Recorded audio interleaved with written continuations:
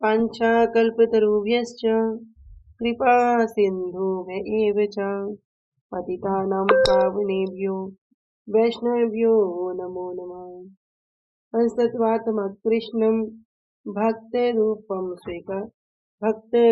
स्वरूपकं भक्तावतारं भक्ताख्यं नमामि भक्तशक्तिकम्। श्रीकृष्ण चैतन्य प्रभु नित्यानंद श्री अद्वैत गदाधर श्रीवासादि गौर भक्त वृंदा। हरे कृष्णा कृष्ण कृष्णा हरे हरे, हरे राम राम राम हरे हरे। सर्वप्रथम परम आराध्यतम श्री गुरुपाद पद्म जम विष्णुपाद अष्टोत्तर शत श्री श्रीमद् भक्ति वेदांत श्री श्रीधर गोस्वामी महाराज जी के श्री अभय चरण सरोज में अनंत कोटि दंडवत प्रणाम यापित करती हूँ। तदुपरांत मेरे परम गुरुदेव जनितिल्ला प्रविष्टो ओम विष्णुपाद अष्टोत्तर शत श्री श्रीमद् भक्ति स्वरूप सिद्धांति गोस्वामी महाराज जी एवं जनितिल्ला प्रविष्टो ओम विष्णुपाद अष्टोत्तर शत श्री श्रीमद् भक्ति वेदांत श्री नारायण गोस्वामी महाराज जी के श्री अभय चरण सरोज में श्रद्धा पुष्पांजलि अर्पण करते हुए उनसे अहेतु कृपा की वांछा करती हूँ। ग्रंथकार श्री कृष्णदास कविराज गोस्वामी जी, श्रीमन नित्यानंद प्रभु अखंड गुरु तत्व श्रीमन महाप्रभु एवं समस्त परिकरों के चरणों में दंडवत प्रणाम यापित करते हुए उनसे अहेतु कृपा की वांछा करती हूँ। उपस्थित वैष्णव जन भक्त वृंद सभी के चरणों में यथा योग्य दंडवत प्रणाम स्वीकार। हरे कृष्णा। दंडवत प्रणाम। श्री गुरुदेव की अहेतु कृपा से हमारा जो ग्रंथ चल रहा है उसका नाम है श्री श्री चैतन्य चैतामृत। श्री श्री चैतन्य चैतामृत ग्रंथ के अंतर्गत हम श्रवण कर रहे हैं मध्य लीला। प्यार संख्या आ चुके हैं 119 पे, पेज संख्या 238। तो अब तक हमने श्रवण किया कि जिस प्रकार राजा क्या करता है, अपराधी व्यक्ति को दंड देता है और दंड देने के लिए उसे नदी में डुबाता है, फिर उसको थोड़ी देर बाद फिर नदी से पानी से बाहर निकाल लेता है। क्यों? क्योंकि अभी उसको दंड मिल रहा है। तो वो जो क्षणिक उसको सुख प्राप्त होता है वो वास्तव में सुख नहीं है, लेकिन जो दुख है, दुख से उसकी कुछ देर के लिए निवृत्ति होना है, दुख से कुछ देर के लिए छूटना है, लेकिन वास्तव में वो सुख नहीं होता। लेकिन राजा जब उनको दंड देता है तो अपराधी व्यक्ति को कष्ट पहुंचाना ही उनका उद्देश्य नहीं है कि इसको कष्ट पहुंचेगा, यही उसका उद्देश्य नहीं। उसकी जो अपराध करने की जो वृत्ति है उसको दूर करना ही राजा का दंड देना है। राजा के दंड देने का मुख्य उद्देश्य है जिससे इसकी अपराध की वृत्ति दूर हो जाए कि अगर हम ये अपराध करेंगे तो हमें इस प्रकार दंड मिलेगा। तो भय के कारण, डर के कारण क्या होगा, फिर वो दोबारा अपराध नहीं करेगा।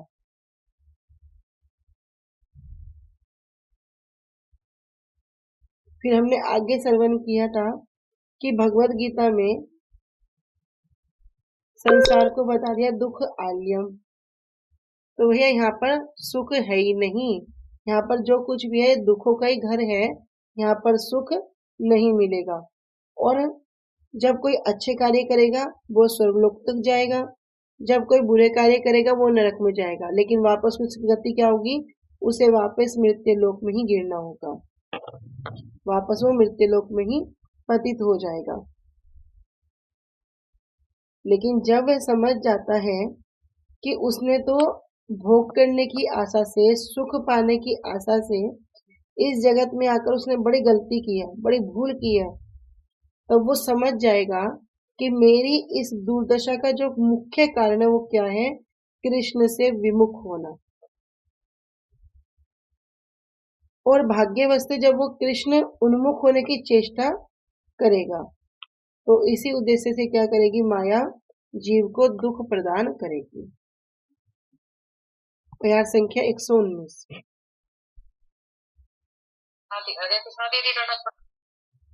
भयं दित्य अभिनिवेशतः स्यादिषादपेतस्य विपर्ययो अस्मृतिः तन्मायया तो बुध आभज्येतं भक्त्यक एषम गुरुदेव आत्मः। करे भयम द्वितीय अभिनिवेशते है। द्वितीय अभिनिवेशते अर्थात द्वितीय दूसरी वस्तु में। दूसरी वस्तु क्या कि वास्तव वस्तु में हमारी अभिनिवेश, उसमें हमारा अभिनिवेश ना होना। लेकिन अभी क्या हो रहा है, द्वितीय अभिनिवेशते, तो दूसरी वस्तु में मतलब कि स्वयं को ये शरीर मान लेना, इस शरीर से उत्पन्न आप सबको मैं और मेरा की बुद्धि समझना, भौतिक शक्ति से उत्पन्न समझना कि हम भगवान के अंश नहीं है, हम आत्मा नहीं है, हम क्या, हम तो भौतिक से वस्तु के अंश हैं। तो भयम डर के कारण,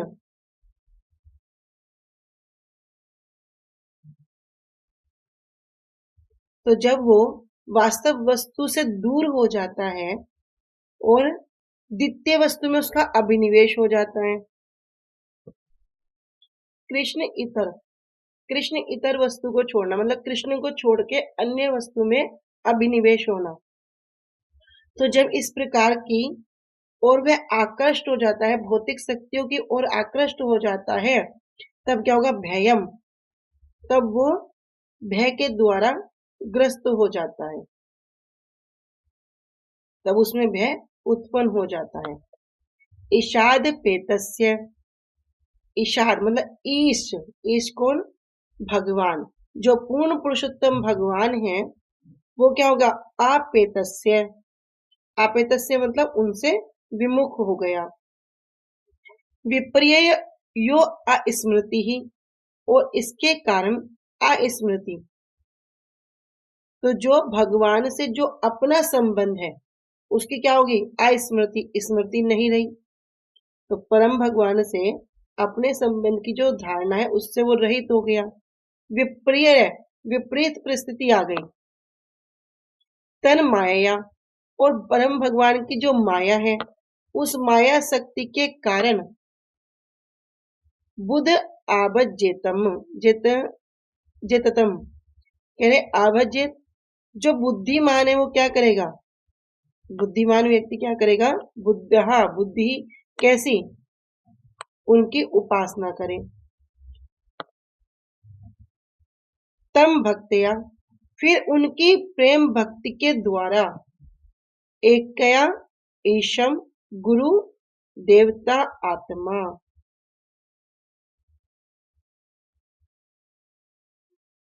फिर क्या करेगा, गुरु देवता आत्मा, आध्यात्मिक गुरु की तरह फिर वो भगवान की पूजा करेगा गुरुदेव के अनुगत्य में।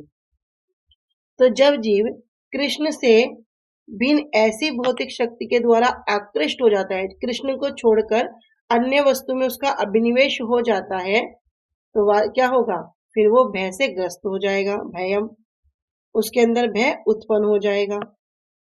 और भौतिक शक्ति के द्वारा जब वो पूर्ण पुरुषोत्तम भगवान से अलग होने के कारण जीवन के प्रति उनकी दृष्टि बदल जाएगी।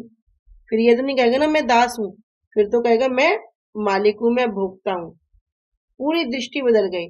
अभी जो भगवान के सेवक है वो क्या कहेंगे, मैं मालिक हूं, ऐसा कहेंगे, वो कहेंगे मैं भगवान का दास हूं, गोपीर भृत्यु पद कमलियोर दासानुदासा, मैं उनके दासों के दासों के दासों का दास हूं।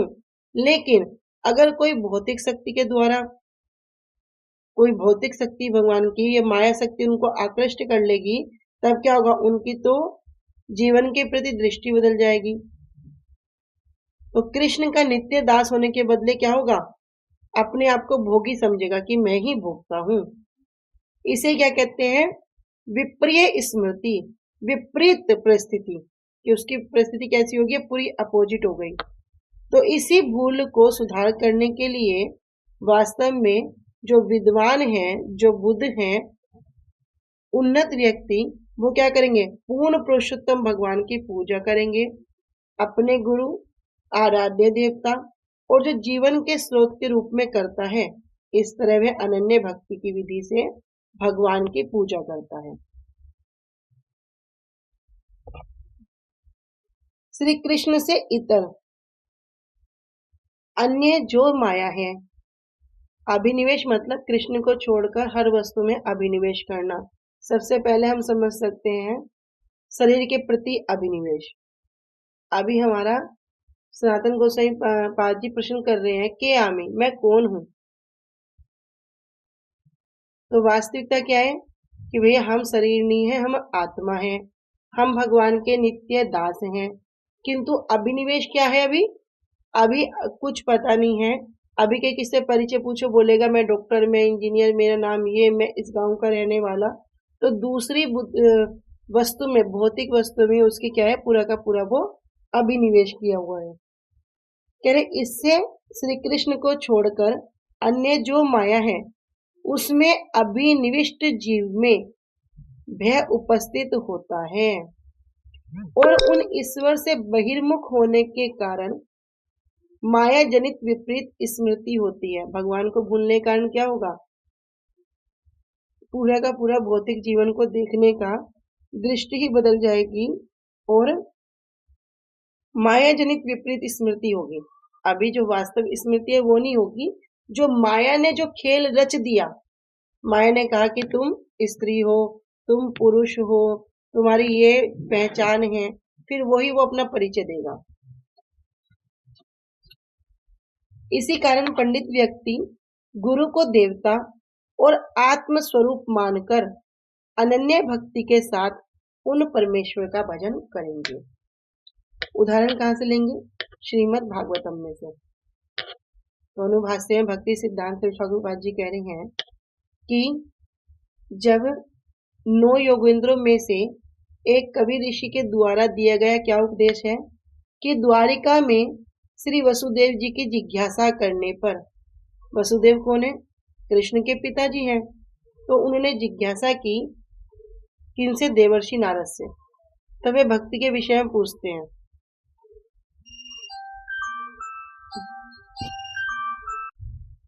तो बताया गया कि जो विदेह के राजा हैं, निमि को 9 योगेंद्रों ने पहले ही उपदेश दिया था कि जब श्री नारद मुनि ने भागवत धर्म अर्थात जो भक्ति में सेवा पर प्रवचन दिया, तो उन्होंने बता दिया कि किस तरह से बद्धजीव भगवान की दिव्य सेवा में संलग्न होकर मुक्त हो सकता है।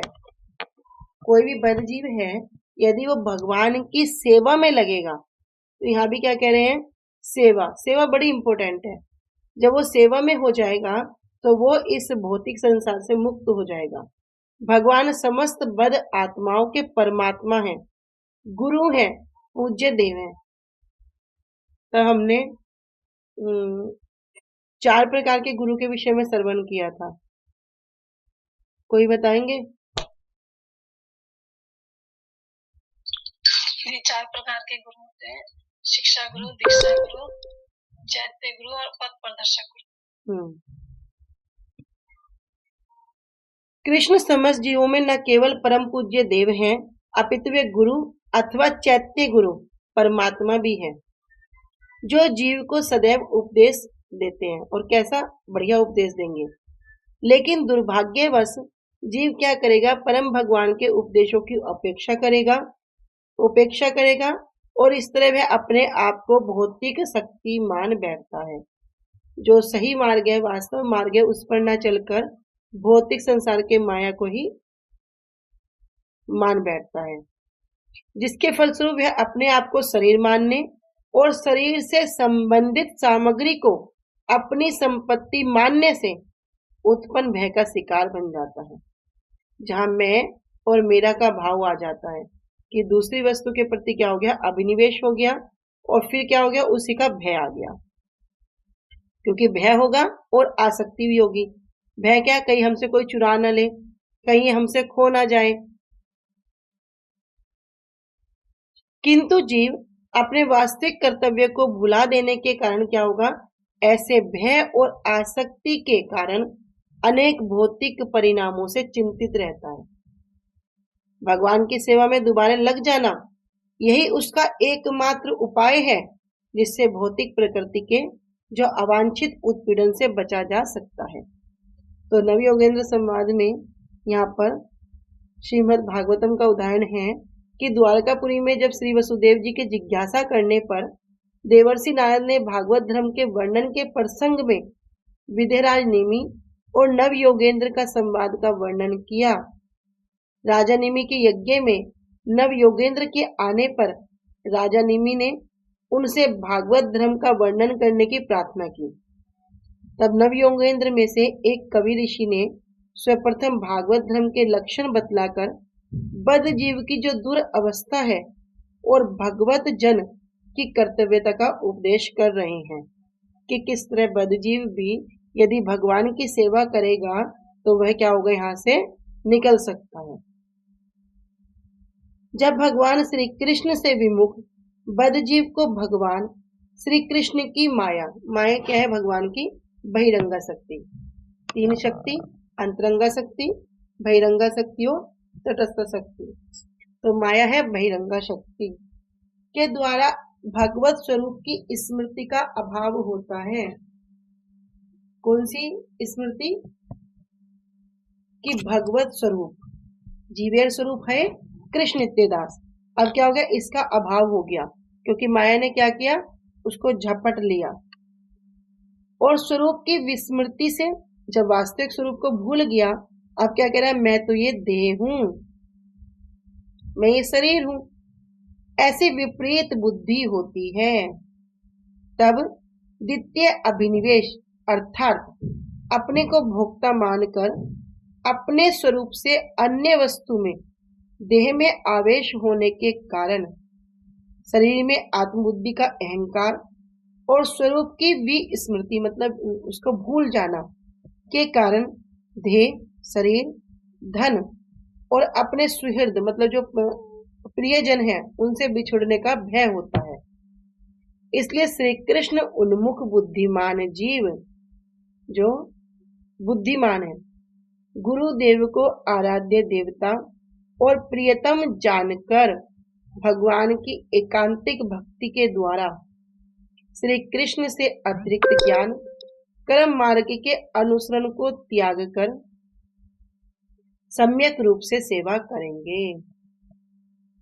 तो भैया जान जाएंगे कि एकमात्र गुरुदेव ही क्या है, यही आराध्य देवता है, यही हमारे वास्तव में प्रियजन है, जो हमारा कल्याण चाहने वाले हैं और जो मार्ग उन्होंने हमें बताया उसी मार्ग पर अग्रसर होकर भगवान की एकांतिक भक्ति के द्वारा क्या करेंगे, सम्यक रूप से सेवा करेंगे। सेवा करेंगे, सेवा से क्या होगा, सेवा से ही वास्तव वस्तु प्राप्त होगी। किंतु सेवा का फल क्या है भाई, सेवा करी कुछ प्राप्त हो गया, क्या प्राप्त होगा, सेवा से सेवा ही प्राप्त होगी, सेवा का फल भी सेवा ही है। साधु शास्त्र कृपाए यदि कृष्णो मुख है, से जीव निस्तरे माया ताहारे छाड़े। अभी क्या कह रहे हैं कि साधु शास्त्र, भैया साधुओं की कृपा से, शास्त्रों की कृपा से यदि कृष्णोन्मुख होए, यदि कोई कृष्ण की ओर उन्मुख हो जाता है, से जीव निस्तरे, से मतलब वह जीव ही जो वही जीवात्मा है, निस्तरे उसका ही उद्धार हो जाता है, मुक्त हो जाता है। माया तहारे छाड़े, और माया शक्ति भी क्या करती है, तहाए उसको छोड़ देती है। कलम श्रवण कर रहे थे ना, माया पे जय करना कितना कठिन है। जैसे मुट्ठी बंद करके एक एक उंगली को खोलो बड़ी मुश्किल से, कि कोई उसको बंद किया और हम उसको बड़ी मुश्किल से खोल रहे हैं।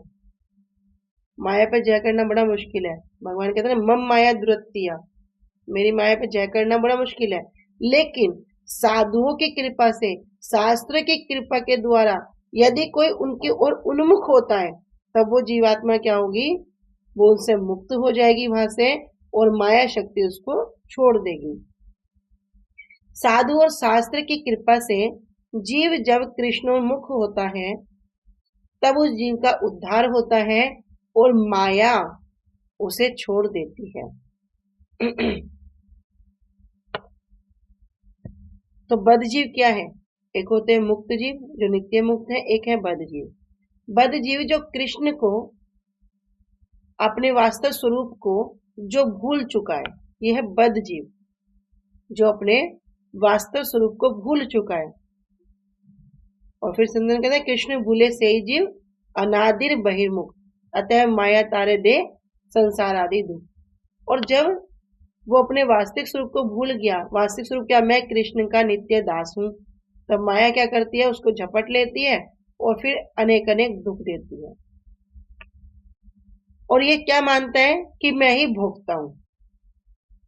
बद्धजीव का विचार क्या होगा, मैं ही भोगता हूं, क्योंकि अभी ना शास्त्र का ज्ञान है और न ही अभी किसी गुरुदेव के अनुगत्य में है। और इस प्रकार के विचार के कारण ही वो भय रहता है और तीनों कष्टों को सहन करता है। तीन कष्ट कौन से हैं हमारे, आध्यात्मिक, आदि भौतिक, आदि दैविक।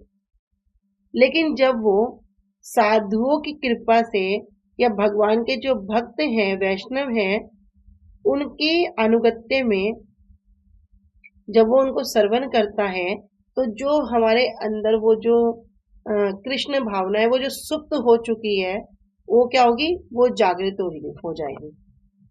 जब वो जागृत होएगी तभी पता क्या चलेगा कि भैया हम कहाँ आए थे हरि भजन को ओटन लगे कपास। हम आए किस लिए थे, हम आए तो थे हरि भजन को।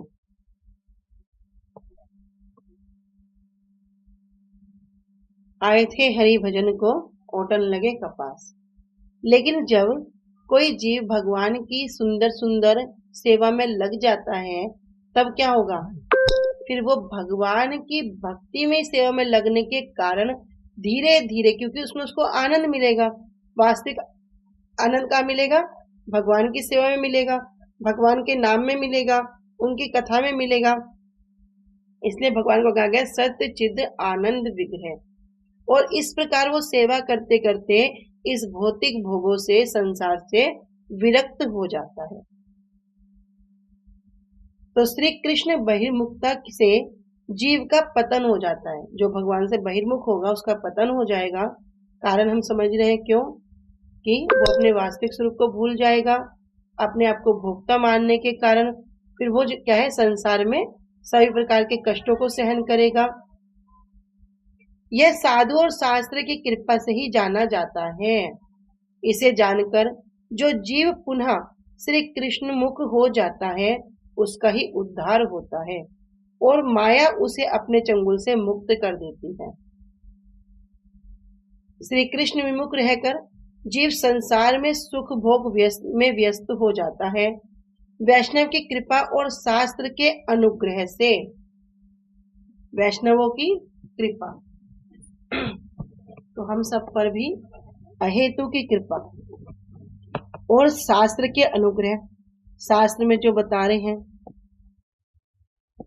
जीव कर्म फल भोग वासना से मुक्त होकर जब श्री कृष्ण की सेवा की ओर मुख हो जाता है, तब वह भोग करने अथवा मुक्त होने की पिपासा से छुटकारा प्राप्त करता है। अभी उसका एकमात्र लक्ष्य क्या है, कि मैं भगवान का दास हूं और दास का कार्य क्या है, सेवा करना। अब मुझे सेवा करनी है। जब उसके अंदर इस प्रकार की वृत्ति हो जाएगी, तब क्या होगा, स्वतः उसे भोग करने की इच्छा नहीं रहेगी। भोग क्यों करेगा, भोगता थोड़े ना है। अब उसे पता चल गया मैं तो भगवान का दास हूं, और दास का कार्य भोग करना नहीं होता। दास स्वयं ही भोग्य वस्तु होती है, भगवान ही मुझे भोग करेंगे।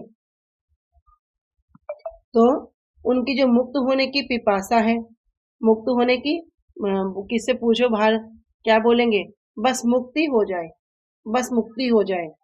तो ये पिपासा भी खत्म हो जाती है भैया, ये इच्छा भी नहीं रहती। ये सालोक्य, सामीप्य, सारूप्य, सायुज्य, सारष्टि, जो 5 प्रकार की मुक्तियां, इनकी भी इच्छा नहीं रहती। इच्छा क्या है, बस जन्मों जन्मों तक मुझे भगवान की सेवा मिले, एक सेवा करूं फिर पूछूं क्या बेनिफिट होंगे सेवा करने से। सबसे बड़ी बात है, आत्मा जो हमारा, जो भगवान का जो अंश है, उसको सुख मिलेगा, उसको आनंद मिलेगा। कथा सुनने से उसको आनंद मिलेगा, नाम करने से उसको आनंद मिलेगा, और जब उसको वो आनंद मिलेगा क्या, उसको वो खुराक मिलेगी। ये आत्मा का भोजन है। शरीर का भोजन क्या है? शरीर का भोजन है दाल रोटी चावल पानी सब्जी, ये शरीर का भोजन है। लेकिन शरीर को तो बड़ा अच्छा अच्छा भोजन दे रहे हो, शरीर के लिए तो सब कुछ कर रहे हो, किंतु आत्मा के लिए क्या किया? जो वास्तविक रूप में इस शरीर को बल प्रदान कर रहा है, इस शरीर को चलने की शक्ति दे रहा है, इसको सुनने की शक्ति प्रदान करता है, इसको देखने की शक्ति प्रदान कर रहा है, उसके लिए क्या किया? उसके लिए तो कुछ नहीं किया। लेकिन जब कोई जीव सेवा के माध्यम से क्या करता है? कथा को श्रवण करता है, नाम को जाप करता है, गुरु वैष्णवों के अनुगत्य में परिक्रमा करता है, और वास्तव में क्या करता है? परिक्रमा कर रहा है, लेकिन क्या ढूंढता है? सेवा ढूंढता है। सब वस्तु का सार क्या है? सेवा है। और सेवा में जब वो लग जाता है, तब उसको क्या होगा? भगवान की कृपा प्राप्त हो जाएगी। फिर वो जो भोक्ता होने का अभिमान है, जो अनेक अनेक मुक्तियों की पिपासा है, ये सब क्या होगी? सब खत्म हो जाएगी, सबसे वो छूट जाएगा। श्री कृष्ण सेवा परायण बुद्धि होने से विषय भोग वासना रूपी माया उसे छोड़ देती है। अब पता क्या चल गया माया को भी? भैया अब ये मेरा दास नहीं रहा, अब तो ये मेरे प्रभु का दास हो गया। तब माया भी क्या करेगी? विषय भोग वासना रूपी जो संसार में हम आंखों से भोग करते हैं, बड़े अच्छे अच्छे मार्केट जाएंगे, पूरा देखेंगे कहाँ क्या है, कोई बड़ा सुंदर लड़का है, कोई बड़ी सुंदर लड़की है, कोई बहुत सुंदर वस्त्र है, आंखों से भोग करेंगे, कानों से भोग करेंगे। हमें भगवान की कथा कीर्तन में आनंद ना आके दूसरों की चुगली निंदा करने में आनंद मिलेगा, तो उसको भोग करेंगे, जीवा से भोग करेंगे, शरीर से भोग। ये जो भोग ही भोग है ना, इस वासना रूपी विषय भोग से क्या होगा? माया फिर उसे छोड़ देगी, और श्री कृष्ण सेवोन्मुख होने पर वो जीव पुनः अहम गुरु उपासना में मत होकर मुक्तिकामी ज्ञानी अथवा विषय भोग वासना से फल भोग कामी होकर श्री कृष्ण से भिन्न वस्तुओं में आबद्ध नहीं होता। तो अभी जितना सुनने में आसान है कि माया उसे छोड़ देती है, तो माया भी ऐसे ही नहीं छोड़ती। बड़ी परीक्षा होगी, बहुत बड़े कष्ट आएंगे, चेक किया जाएगा आगे जाने के लेवल पे है या नहीं है।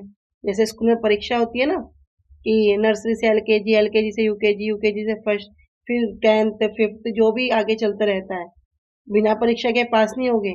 ऐसे माया भी बड़ी परीक्षा कराती है। लेकिन जब कोई अपने भजन में दृढ़ रहने की चेष्टा रखता है और दृढ़ रहता है, तभी क्या करेगी? माया उसे छोड़ेगी। और इस प्रकार जब वो फिर किसी अलग अलग वस्तुओं में आबद्ध नहीं होगा और माया के चंगुल से वो छुटकारा प्राप्त कर लेगा। तो मनुष्य, कोई जीव जब भक्ति में अग्रसर हो रहा है या नहीं, ये जानने की भी परीक्षा होती है। कैसी परीक्षा?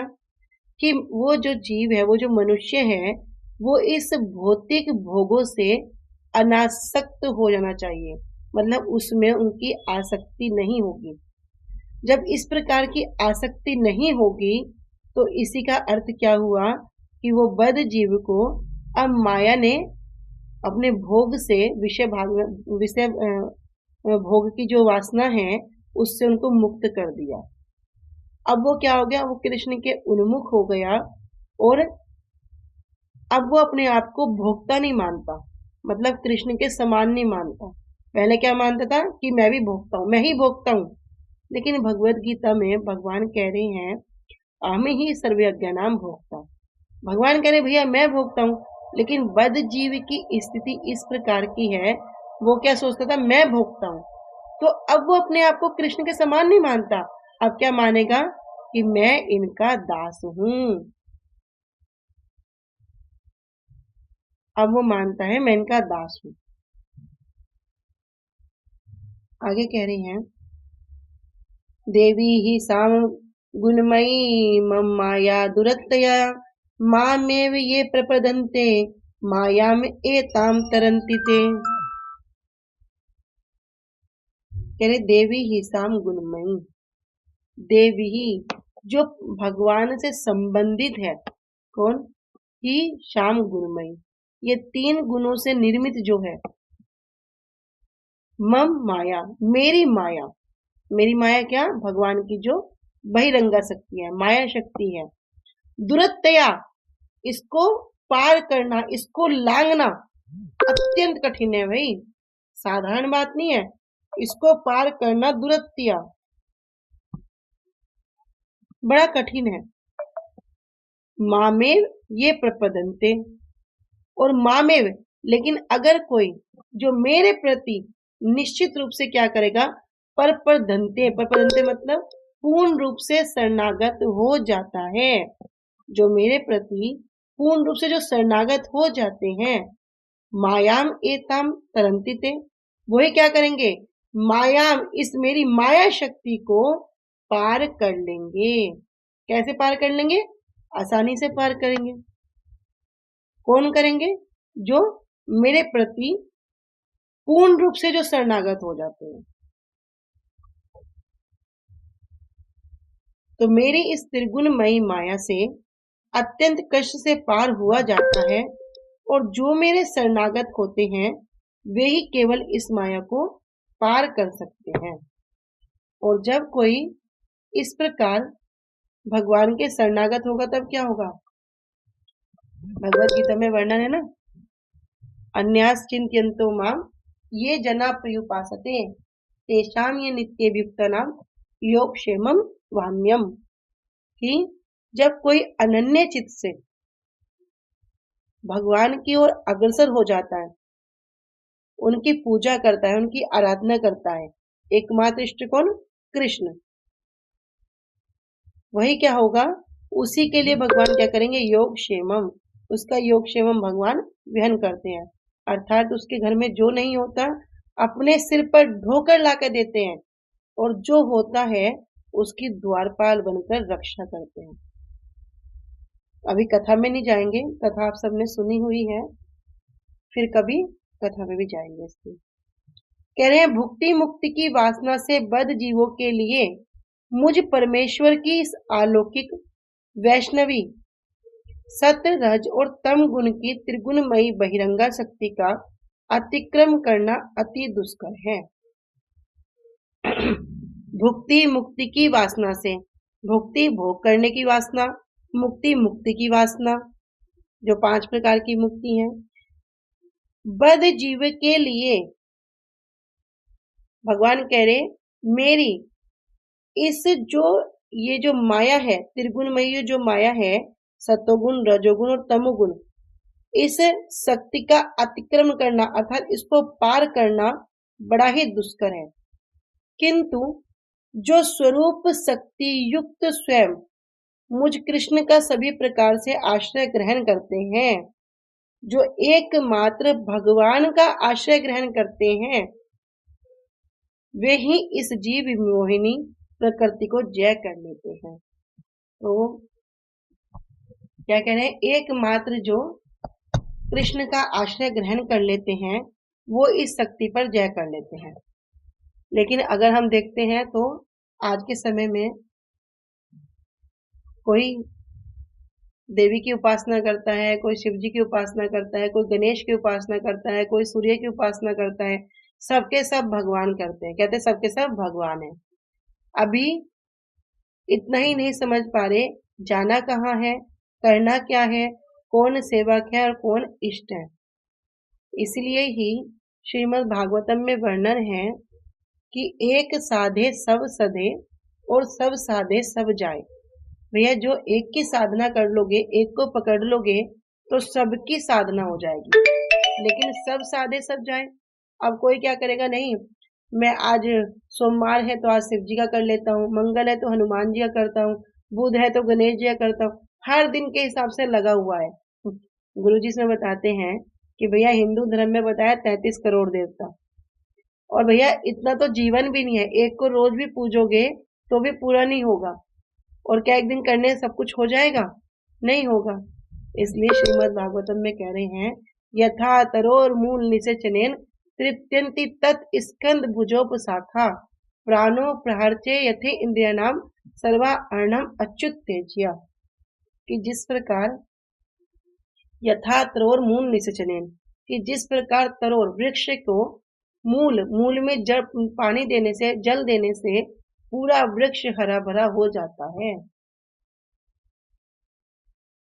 फिर कह रहे हैं कि जिस प्रकार मुख में भोजन देने से सभी इंद्रियां हष्टपुष्ट हो जाती हैं, उसी प्रकार सर्वा अर्णम अच्युत तेजया, उसी प्रकार एकमात्र भगवान की पूजा करने से सभी देवी देवता संतुष्ट हो जाते हैं।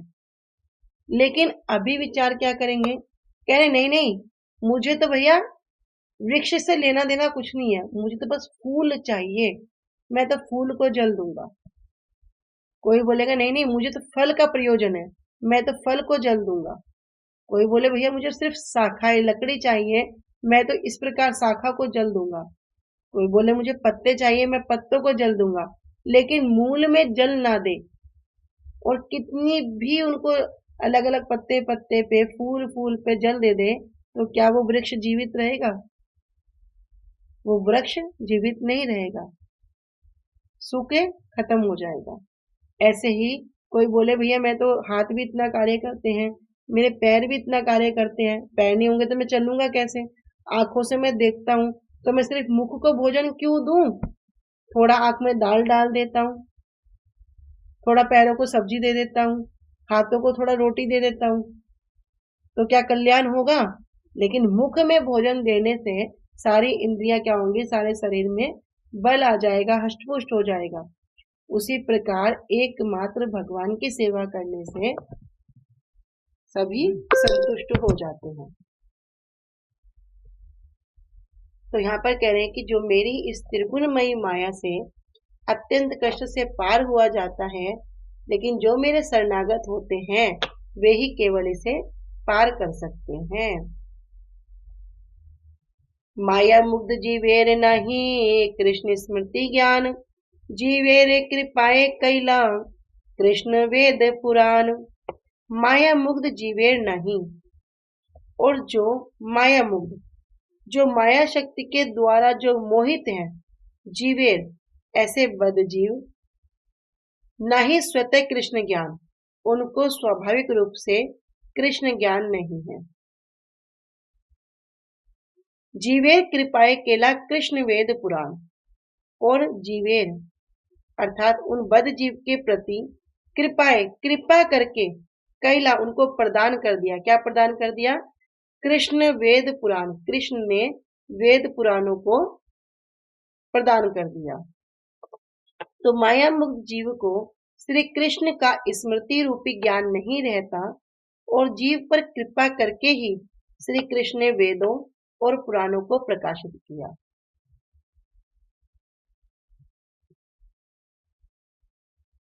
अनुभाष्य। माया मुक्त जीव प्रत्येक क्षण प्रत्येक विषय में स्वरूप विभ्रम के कारण अपने भोग फल को प्राप्त करने में लगे रहते हैं।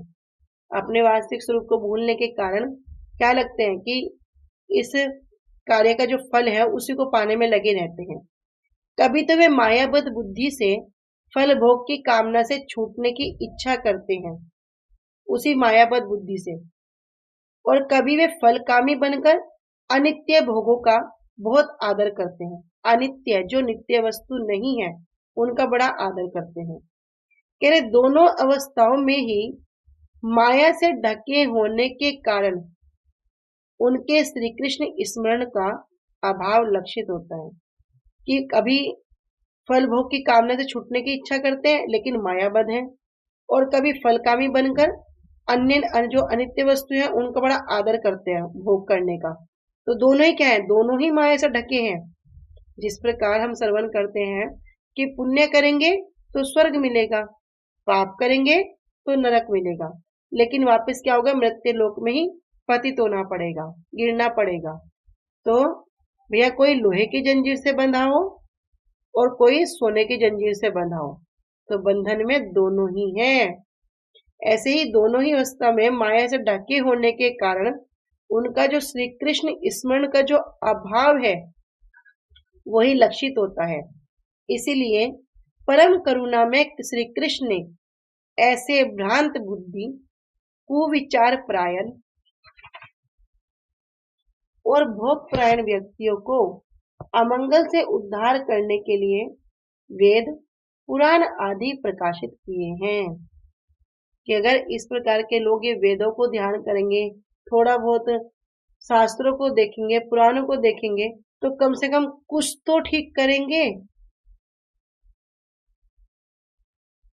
शास्त्र गुरु आत्म रूपे आपनारे जानन, कृष्ण मोर प्रभु त्राता जीवे रहे ज्ञान।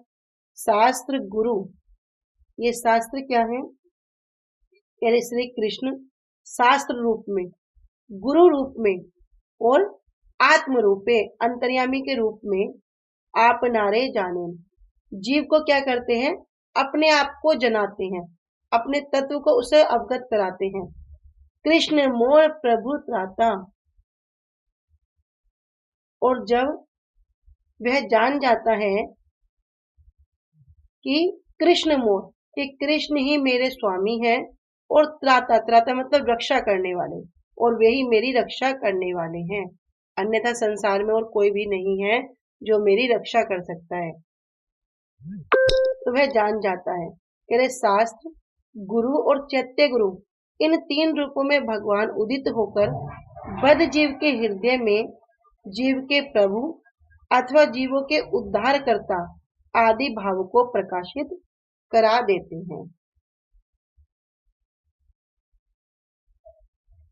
ठीक है, आज हम यहीं तक रखते हैं। वांछा कल्पतरुभ्यश्च कृपा सिन्धुभ्य च पतितानां पावनेभ्यो वैष्णवेभ्यो नमो नमः। श्री गुरुदेव की जय। अनंत कोटि वैष्णव वृंद की जय। निताय गौर प्रेमानंदे हरि हरि बोल।